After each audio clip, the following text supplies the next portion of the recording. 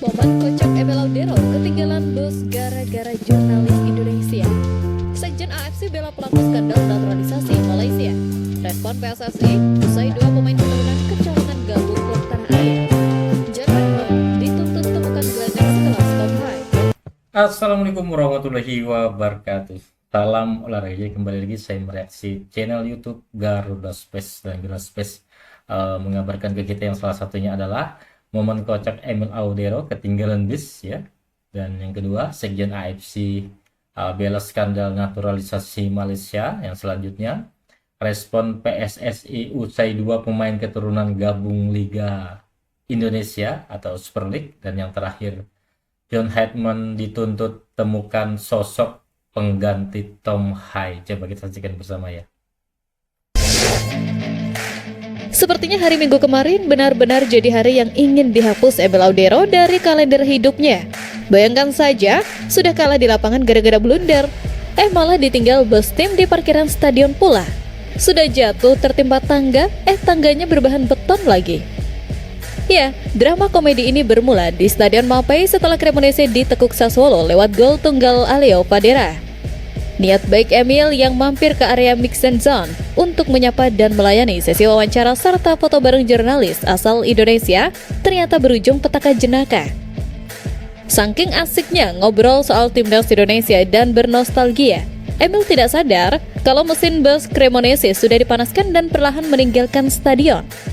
Saat keluar dari ruang ganti, Emil hanya bisa melongo mendapati area parkir yang sudah kosong melompong. Beruntung, pihak Sassuolo menunjukkan sportivitas luar biasa di luar lapangan. Mereka sigap membantu menghubungi manajemen Cremonese dan menyiapkan mobil khusus agar sang kiper bisa pulang dengan selamat. Emil sendiri hanya bisa melempar senyum lebar menanggapi situasi konyol tersebut, meski dalam hati ia menyebut ini sebagai hari Minggu yang sangat ingin ia lupakan.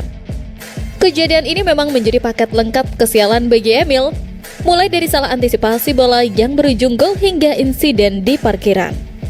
Tentu kita semua berharap Emil bisa segera bangkit dari momen pahit ini. Semoga kedepannya performa Emil kembali stabil di bawah Mister dan tidak ada lagi drama kocak seperti ini lagi. Sepertinya standar integritas di sepak bola Asia lagi punya definisi yang berbeda, terutama kalau kita melihat cara tetangga sebelah menangani masalah. Di saat FIFA sudah mulai bertindak keras, AFC justru terlihat memberikan gestur yang sangat lunak bagi mereka yang terseret skandal memalukan ini. Agak unik memang, melihat konfederasi sebesar AFC seolah memilih jadi penonton di tengah isu naturalisasi pemain keturunan palsu yang sedang ramai-ramainya. Seperti mana diketahui, skandal pemain siluman di timnas Malaysia ini benar-benar jadi benang kusut yang bikin dahi berkerut.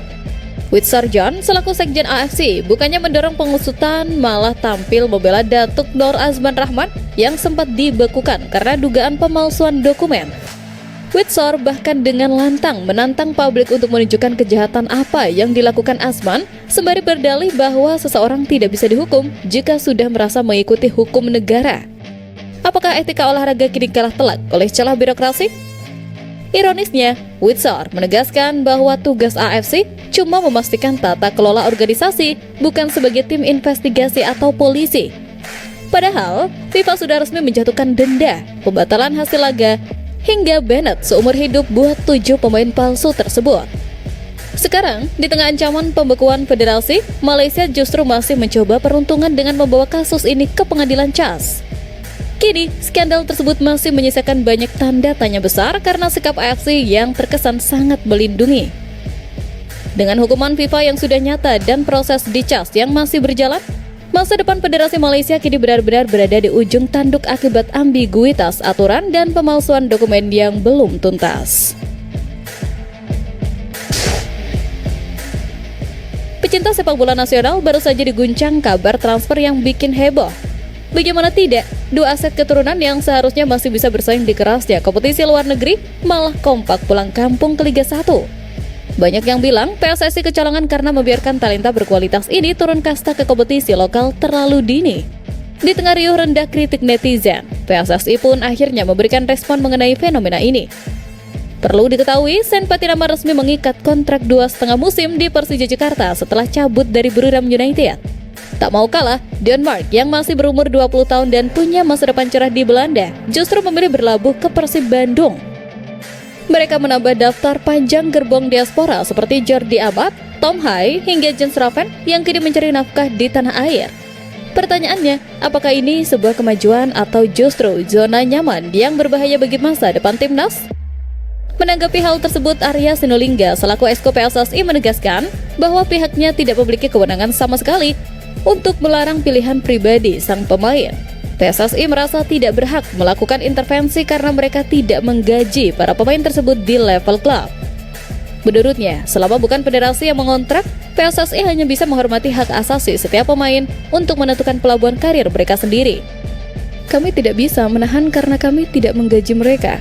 Kalau kami yang menggaji, mungkin bisa diarahkan. Tapi ini soal pilihan dan hak asasi pemain, kami tidak bisa melarang, ujar Arya kepada awak media. Arya juga menambahkan bahwa ketertarikan pemain diaspora ini kemungkinan besar karena melihat kualitas liga kita yang semakin meningkat.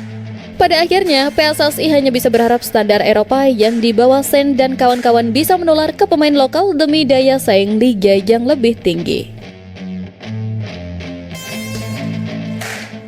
Masa depan taktik timnas Indonesia sepertinya sedang berada di persimpangan jalan yang cukup krusial.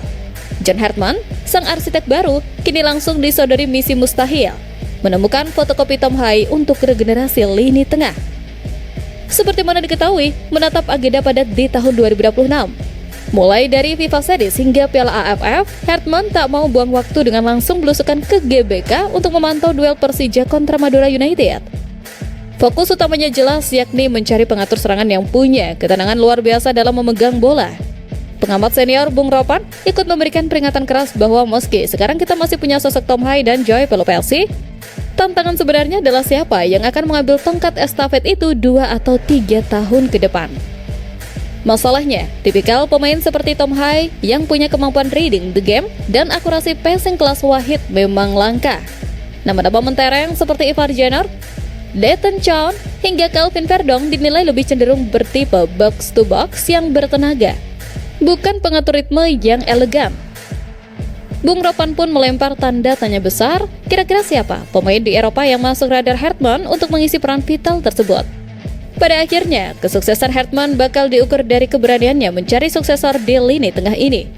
Kita semua sepakat bahwa timnas butuh otak serangan baru agar pemain tidak buntu saat sang profesor absen.